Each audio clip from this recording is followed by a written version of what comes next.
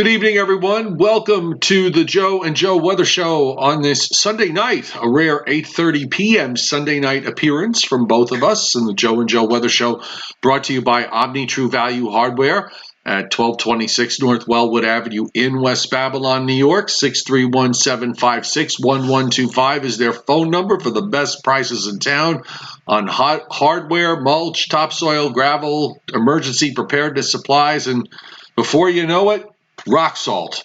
And the website is omnitruevalue.com. And if we're in the season for rock salt, we'll be in the season for the holidays, and wholesale holiday lighting by Giannini will be your place to go. Your complete holiday lighting specialist, meeting all your decorating needs, whether you want your home decorated for the holidays or you maybe want to add this on as part of your own business. They're at 162 Ocean Avenue in Lindenhurst, New York, and their phone number is 631-957-5106. And the website there is liholidaylighting.com. So I didn't check today. So how low did the dew points get for you? You didn't check either. Yeah, we both had rather full days today, and understandably so. So we could do a quick check. In the meantime, we do have Tropical Storm Fred that apparently has resurrected from the dead now that it's in the Gulf of Mexico, which is really no big surprise. It still looks like it's going to wind up being maybe a mid-range tropical storm when it makes landfall sometime tomorrow evening on the Florida Panhandle. The bigger story with this is probably going to be the rain, where we're looking at a fairly large area of heavy rains for areas from Florida up to through the southeastern part of the United States. And it does look like, Joe, that we're going to get probably some showery rains setting up starting on Tuesday, moving up the coast. And it looks like I was just kind of going through with the models. It's not a continuous situation here. We're going to be in a south-southwest to southwest flow all week. So it looks like we're probably going to have sort of these waves of these bands of showers moving up from time to time, probably getting enhanced in the afternoon and evening. But it's not going to be nonstop. Just a very humid, somewhat wet week ahead, but there are going to be some dry stretches in the mix from what I see.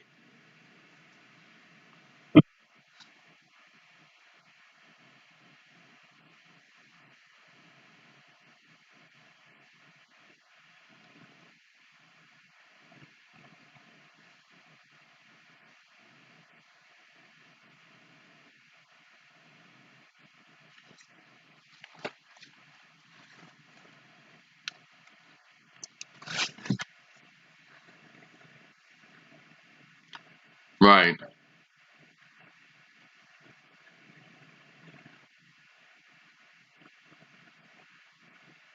Well, the plan would be to go where, though? Are you going to go to the coast? Because if you go to the coast, you probably won't see very much, if any, rain until maybe later on Wednesday at the earliest.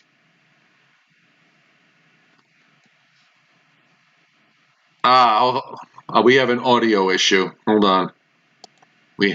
We have an audio issue. This is the night of audio. Yes.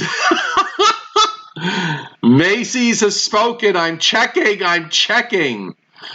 Hold on. My brain is so fried right now.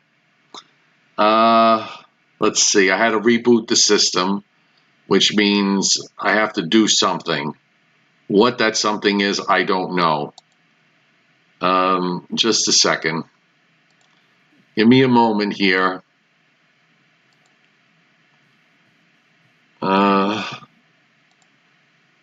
Okay, talk to me. Hello. There you go. I did. There. You should. There's a lag, folks. So just give it a moment here. Joe should be up there, but I'm getting readings now.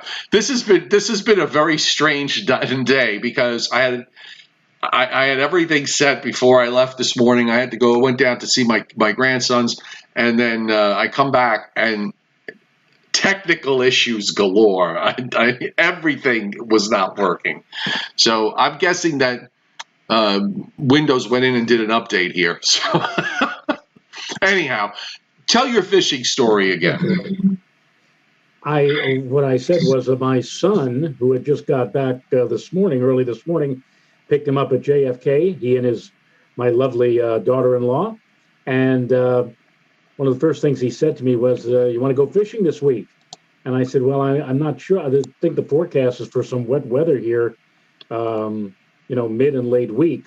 So I'm not exactly sure if we're going to go, where we're going to go. I haven't done any fishing. I know you love doing that sort of thing, Joe, but I haven't done any fishing. Actually, physically stuck a line in the water for God knows how long. I'd love to be able to go back to Atlantic Beach, where when I was much younger, I and uncles and cousins, we used to fish for snappers, and we are getting into snapper season now. Yes, just watch your limits and make sure you got your license. Yeah, I have to get a license too, don't I? Well, the ocean license I think is still free. Yeah, but this would be in Reynolds Inlet. I'm not. Yeah, sure. no, I mean the saltwater license is free. I believe it's still free. The freshwater license is $25, but I think the saltwater license is free. So just go on the DEC website, the New York State DEC website, and get what you need. But the question is, I'm not sure. When I was growing up, there was a place right by the Atlantic Beach Bridge called Hennings, and that's where we used to do snapper fishing. But I don't see that anywhere on the web. I don't see that any mention of that. So Hennings may have gone the way of the world many years ago. So I really don't know. Even if I wanted to go to Atlantic Beach, I don't know where we'd be able to fish. Whether or not we could still fish, let's say, near the bridge, I don't know. So you'll figure it out. With him somewhere. Yeah. All right, let's get to Fred, because we have a reconnaissance aircraft there right now. So I'm going to put the satellite up and see if I can pull up a couple of reconnaissance reports in the meantime. But you actually can see the three weather systems that the Hurricane Center is talking about tonight. You see Fred is obvious in the eastern Gulf of Mexico. Certainly looks a lot better now that it's amazing how those islands, they don't look big, but they are mountainous, and they ripped Fred apart. But once it got into the Gulf, we knew that the upper air conditions were going to be a bit more favorable than what they have been. They are not by any means ideal, but they are more favorable.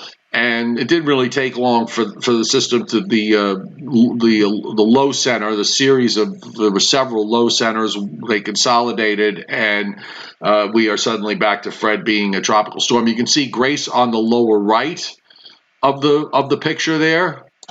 And yeah, there it goes. But you can definitely see Grace. Let me move wholesale holiday lighting up for a moment.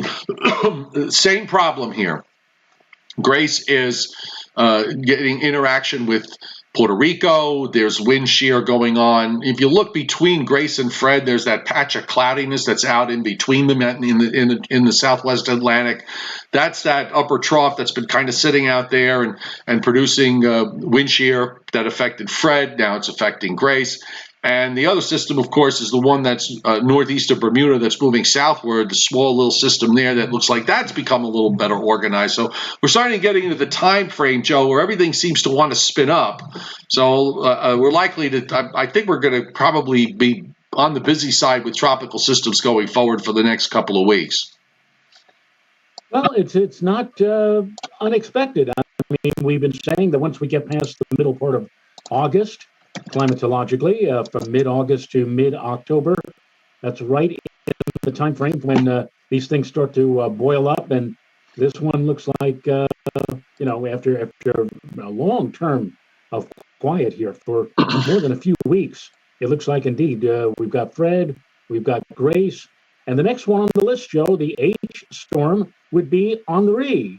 And I remember Henri back in 1985, we actually had a tropical system pass across parts of our area a couple of days before Gloria, believe it or not.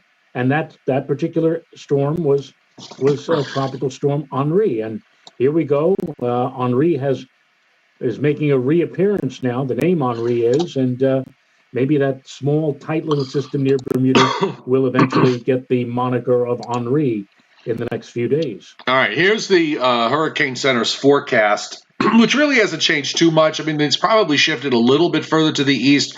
Tropical storm warnings up for the Florida Panhandle. The watches go back almost but not quite to Mobile on the Alabama side. But it looks like right there over western Florida with a landfall sometime tomorrow evening, and then gradually weakening as it moves inland. And by the time we get to early Wednesday morning, there's a remnant low in eastern Tennessee. So the reconnaissance aircraft that's there now, interestingly enough, I'm going to be curious as to what the Hurricane Center says about this when we get to it.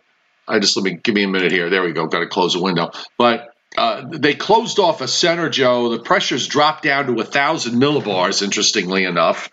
And on the east side, about let's say a degree, so about 60 or maybe about 70 miles east of the center, or 70 or 80 miles east of the center, as the plane flew through, they found a band of winds there of 55 to 60 knots, interestingly enough, and a fairly large band of gales of 34 knots or higher. Still climbing. The plane is still moving northward. The plane is sitting at around 27 degrees north. It's about at the same latitude as where the storm is, but the storm is at around 85 3/4 west, and the plane itself is closer to 84. So again, we're looking at about maybe 70 or 80 miles east of the center, picking up some 50 and 60 knot winds. But they definitely were able to close off a center. There's a southwest wind on the south side that is observed by one of the buoys. So that's a sign that you do have a closed off circulation with all of this. And I'm wondering now if it's 1,000 millibars. Is that it, or are we going to wind up seeing this get a little deeper as it moves further to the north? I'll be curious to see what the Hurricane Center says on their next discussion. Well, we were both in line with the idea that this would get no higher than, let's say, a mid to upper class tropical storm. We didn't think that it would ever reach hurricane status. It still doesn't look like it's going to do that, but it's beginning to pump, so to speak. By the way, going all the way back to the original question at the start of our show about the dew points, interestingly, the dew points through much of the day today at Central Park were in the mid 50s, 54, 56, 57. And the last reading that I've seen, it's actually now dropped to 51. And I personally wouldn't have expected that as we got closer to the evening hours that the dew point would actually drop. You'd figure that the low dew point would be in the midday with the sun high in the sky and the temperatures warming up. But now it's down to 51. And I'm wondering whether or not now we're within striking distance of maybe getting down to or maybe even below 50, which you and I, Joe, both suggested that would happen back on Thursday. Well, if it's going to do it, it's got to do it in the next hour or two, because it's not going to do it tomorrow. I'm thinking we're going to start to see the dew points begin to move higher as the high moves offshore. Right. All right. So there we've taken care of the dew points. We've taken care of Fred.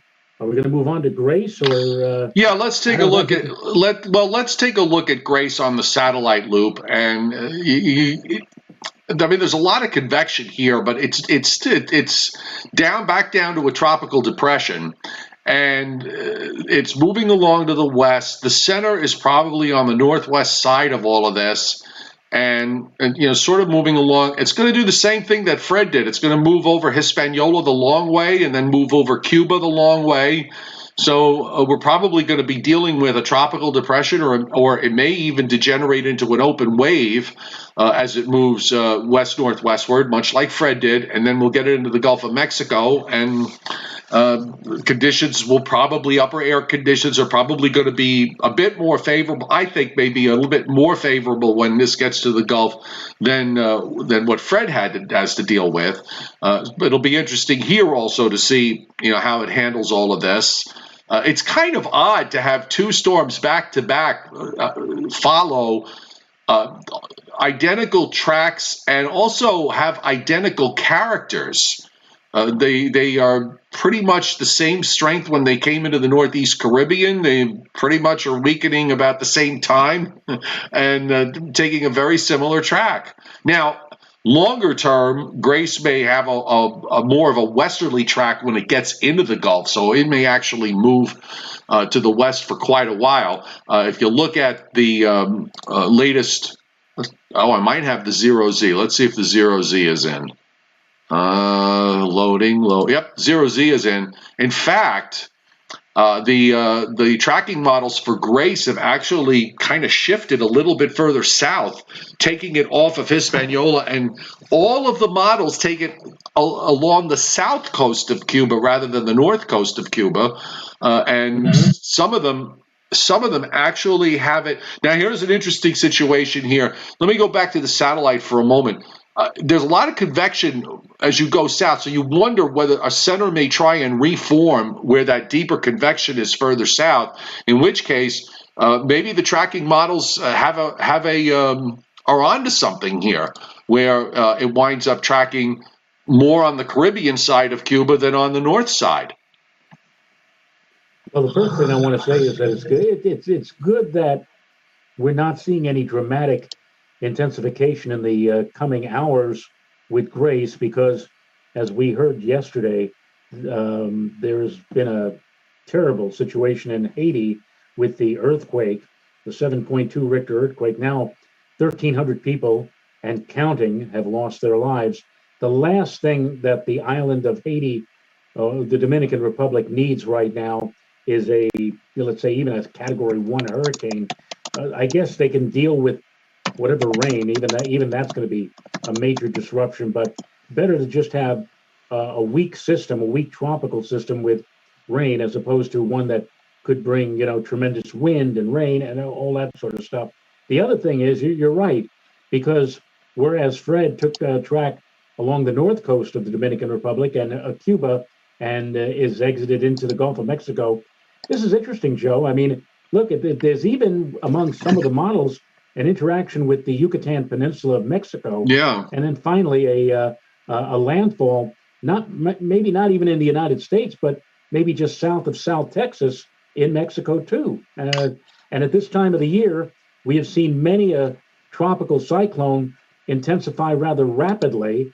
They become more robust than even some of the computer models sometimes say, once they get into that section of the central and western Gulf of Mexico. So Grace may be rather interesting. Which model is that? Was that the HWF1 that has it soaring toward a Category 5? Yes, and the NNIC model. Now, by the way, you can go on Tropical Tidbits. He's got a link up there. So if you want to look up what these models, what they are, their names, you can do that. I was looking through them the other day, and there's well over 100 of them. So I just kind of gave up. But I mean, some of these I recognize. Like if you see UK in front of the model, like if you look on the bottom, there's a UKXI. That's a UK, the UK Met. It's probably one of the ensemble members of the UK Met. If you ever see a double E, that's a European ensemble. So in this case, I'm not sure what the HW is, if that's the HWR, maybe that's the HWRF, which tends to be a very aggressive model a lot of the times and seems to want to spin things up to a Category 5 a lot. So I don't know how reputable that is. But we also have the NNHC, which takes it almost to a Category 4. The SHIPS model, which is an old model that goes back forever, that takes it up to a Category 1. The rest of them all leave it as tropical storms. Now, this was the 18Z, okay? This was the 18Z when the tracks were further north. So let's see if we got the 0Z and see what that says. So and there it is. Now, HW FI, which I guess it's a member of the HWRF, has it up to a Category 3. So does the NHIC. The ships is still a 1.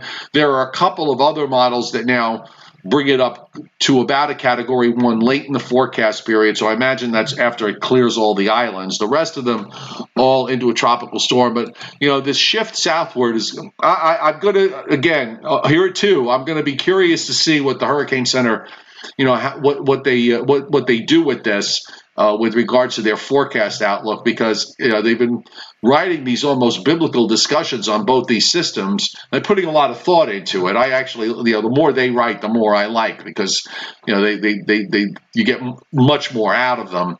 So I'm hoping that somebody tonight is looking at all this stuff and really tears the models apart and comes up with a good discussion to figure out what in the name of heavens is going to happen with all of this. And by the way, you mentioned about Haiti.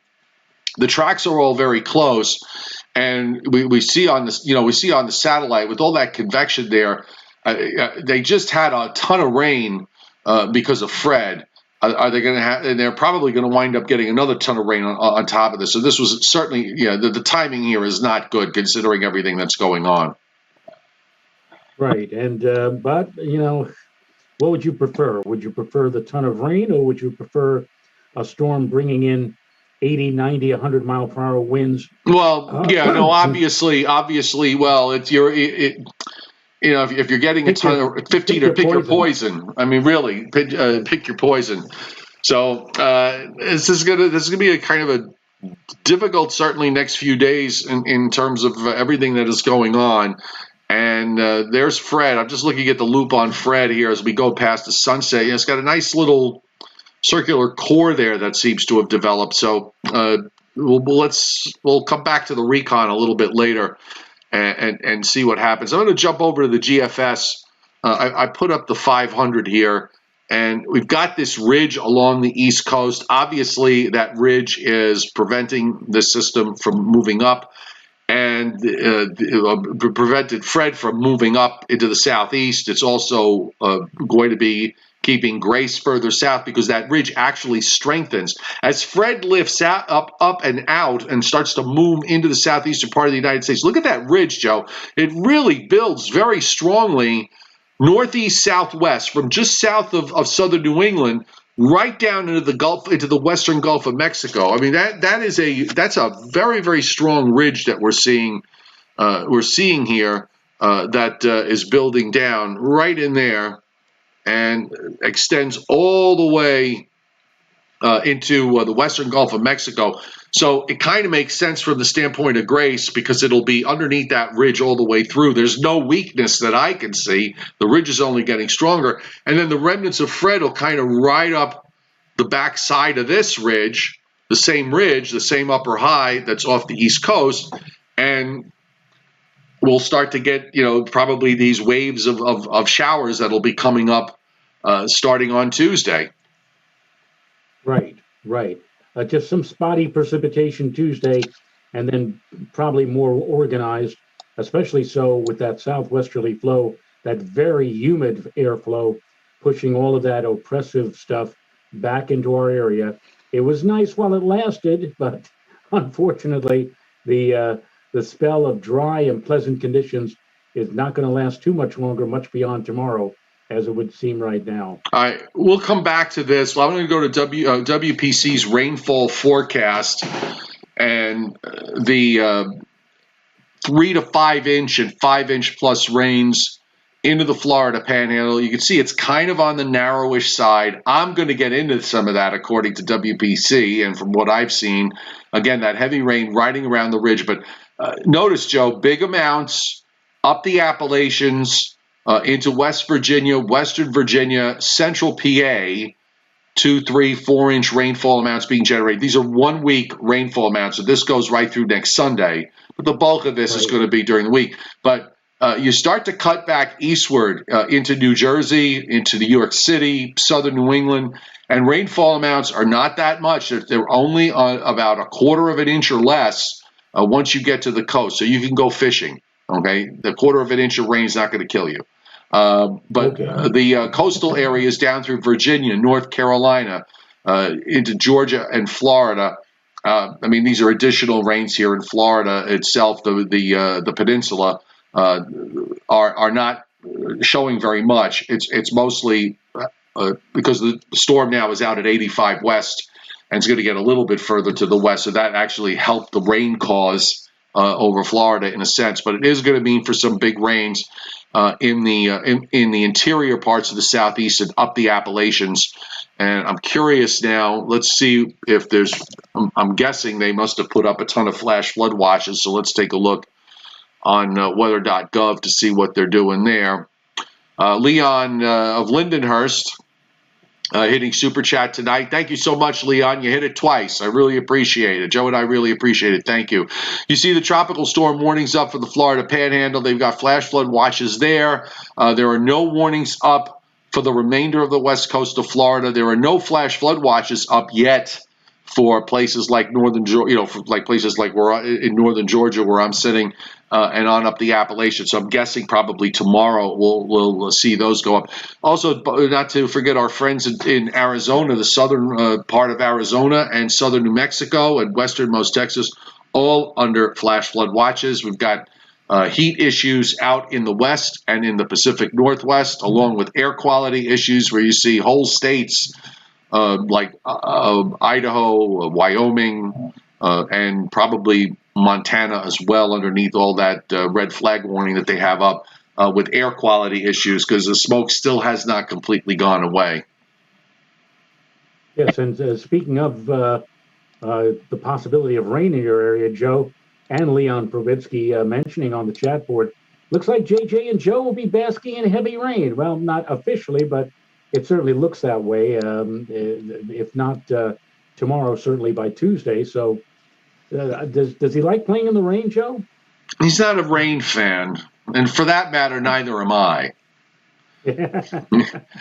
So the tropical boundary is set up in the southeast. You see the old front from yesterday is stalled out in southern Virginia. So you go south of there, you're looking at dew points that are in the 70s and temperatures today that were in the 80s. We had some scattered thunderstorms around. So Fred is moving right into that into that tropical air mass that's in the southeast. And gradually this front, once this high that's covering upstate New York and Lake Ontario and southeastern Canada, once that moves offshore on Monday morning, that frontal boundary is going to start buckling and moving northward as a warm front. So that's going to create the transition over to more humid conditions and set the interior parts of the east with the heavier rains as these the remnant low comes up and we get into some heavier rains.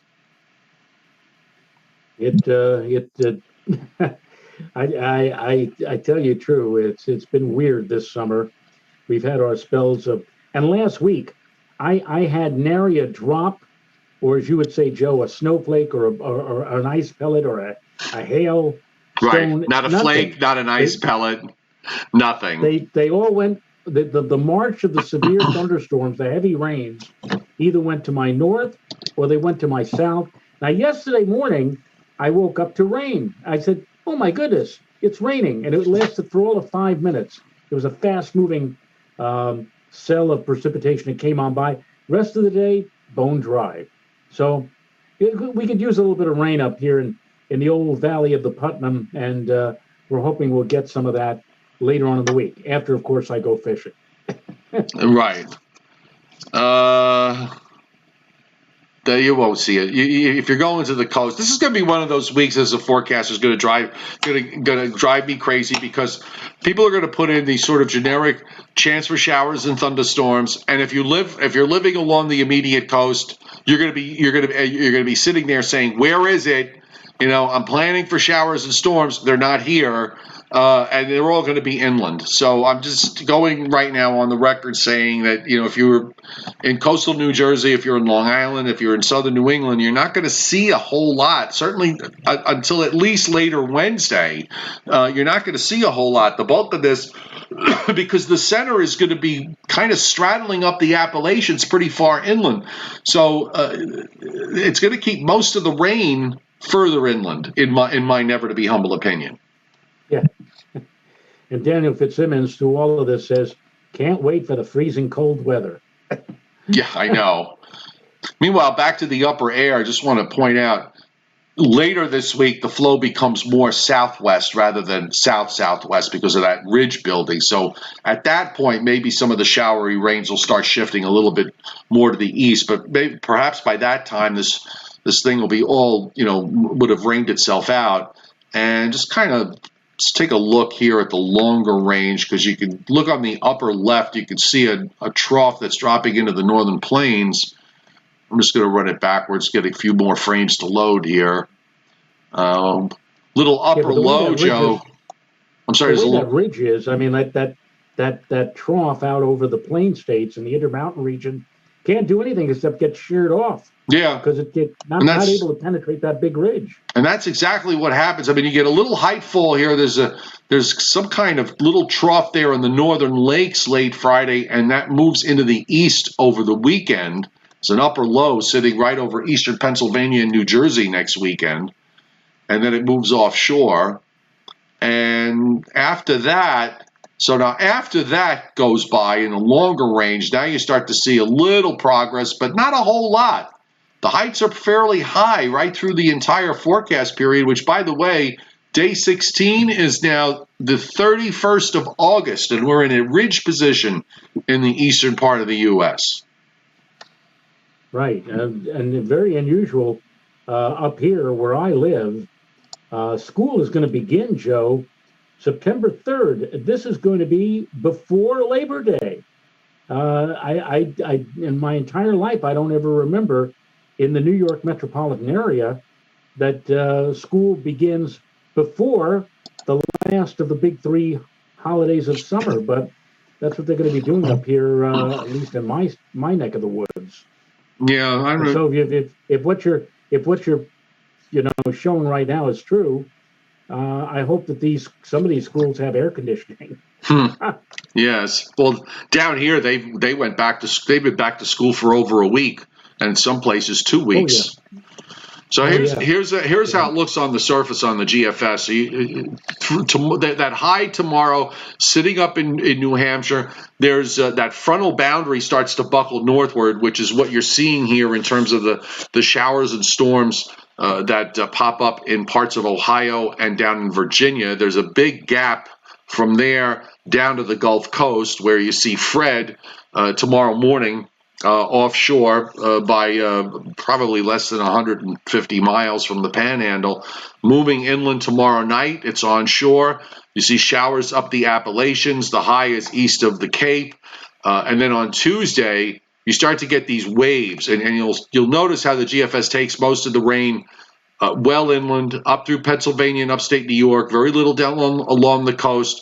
And of course, now the remnant low is enhancing rains in Georgia, South Carolina, the western half of North Carolina, into Virginia. And then the last batch of it on Wednesday, this is where the upper flow is starting to turn more southwest rather than south-southwest. So now you start to see these showers kind of bend a little bit further to the east. So maybe later Wednesday, you'll stand to see maybe some showers move in along the coast Wednesday night into Thursday.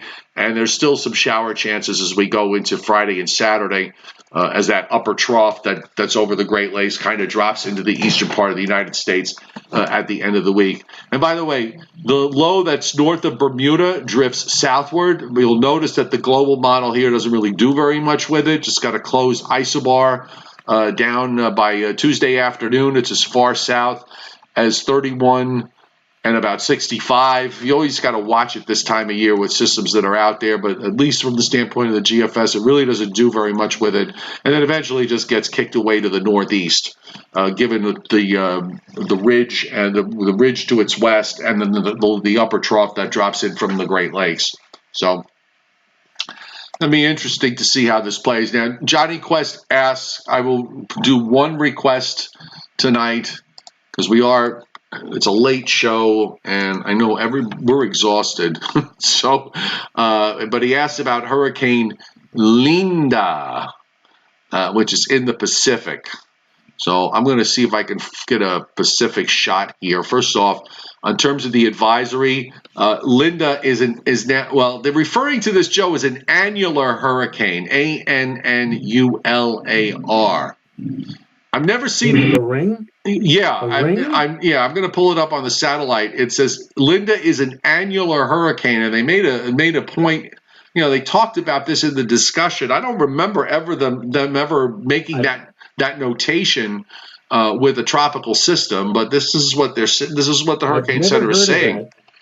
I've never heard of that. Now, of course, in this past June, we had an annular eclipse because the moon was too small. When it passed in front of the sun, it left around the rim of the moon a ring of sunlight. That's where we get the term annular from. It's from the Latin annulus, which means ring-shaped. I'd be interested to see if you have a GOES view or GOES image. Maybe this, I don't know. Yeah, I mean, here it is. Here's what it looks like on the GOES view, and I'm thinking, I mean, is that milky white? That's got to be the smoke. Is it that? I've really paid attention to the Western satellite, but that to me looks like the smoke that's shading over it. But it does look like the eye is very large. It's like a big ring there. Well, why don't you try, since you're on the GOES thing, they have other images like infrared and this one and that one. Let's take a look. Let's go to the wide view. Maybe we get a better shot on the wide. Here's the wide. It's a cleaner shot on the wide view. Okay. There it is. That's pretty impressive looking on the satellite. So I'm not sure why the other picture had that smoky look, because when you look at this visible, it's perfectly clear. Here we go. But yeah, I mean, it does have, the signature here on the satellite is pretty impressive. And it was a Cat 4 24 hours ago. Yeah, but if it's going to go on a westerly track, you know as well as I what's going to happen to it. It's going to just shrivel up, I think. I don't even have to look at the projection from the Hurricane Center. And incidentally, the projection would be from Miami. Anything that's in the Central Pacific would come from Honolulu. But usually those very intense tropical cyclones in the position that you see it where Linda is right now, if it takes that track to the west or even west-northwest, as it starts moving over that chillier water and more unfavorable atmospheric setup, they usually just... Yeah. Timothy Veltman, thank you. He points out that on the other picture, that was the sun reflecting on that shot. Okay. So that explains what looks like, the smoky conditions. It's actually the reflection of the sun. So yeah, pretty impressive looking here from the standpoint of Pacific hurricanes, since the vast majority of them just wind up forming and dying. That's basically it's just watching the life cycle from start to finish. They form, they peak, and then they die. That's right. That's the way it goes. Yes, it does. I'm just looking here, Eastern North Pacific. It's piqued my curiosity, and sure enough, Joe, looking at the Hurricane Center's projection of Linda, by the time it gets to next Thursday and Friday, it's down to a tropical storm. It looks like it's going to hold its strength though for a longer period of time than I would have thought. But it's also eventually going to go west and west-northwest, and probably will not have any say in the weather for anyone who's going to Hawaii. It does not look like it's going to be affecting Hawaii, aside from maybe churning up the water a little bit. But that's the way Linda looks right now. Yeah, Dennis, your friend Dennis Cassie on the chat board says the annular storm has a circular eye, and the surrounding clouds are circular as well, so it looks like an annular eclipse. All right. Well, we both learned something tonight. Yes. I have not. At least, I've never heard of any tropical cyclone in the Atlantic basin. referred to as an annular storm. So this is a term that is none too familiar to me. I certainly can remember, if I'm just looking at the signature on the satellite, I can remember storms in the past that have kind of looked like that on the Atlantic side. It's just that they've never made that. They've never made that designation of calling it an annular hurricane. Annular. Too bad there's not a better word, because everybody with the obvious confusion with annual. Annual, right. Linda is the annual hurricane. No, it's the annular. Well, I mean, we saw that, in a few cases, some members of the news media with the eclipse in June, they said it's an annual eclipse, which means I guess it happens again next year. No, it doesn't. Yes, I know. It's a tricky word, annular. It is. All right, you know what? 10 after 9 Eastern time. Just one other thing before we go. I just want to take a look at something here, because we didn't look at what SPC has to say, and they didn't really have too much to say on the severe weather. So just real quick with respect to severe weather the next couple of days, you do have a marginal risk showing up with tomorrow with Fred, right along the immediate Florida, the west coast of Florida, to where the areas that are east of the landfall, and a small area of marginal risk back through Kansas and southern Nebraska and eastern Colorado. Day 2, which would be Tuesday into day 2 is that's tonight. I'm sorry, that's right now. Day 1. Day 2 is Monday into Tuesday. So you see the marginal risk for the daytime tomorrow is the whole Florida Panhandle, and also into Alabama and southwest Georgia on day 2. Day 3, which brings us to Tuesday into Wednesday. They don't have any risk here in the east. And also, really quick, let me just bring up the radar. The U.S. radar as of 9:12 Eastern time. You can see the showers and storms that are going on in the southeast and south of that frontal boundary in southern Virginia.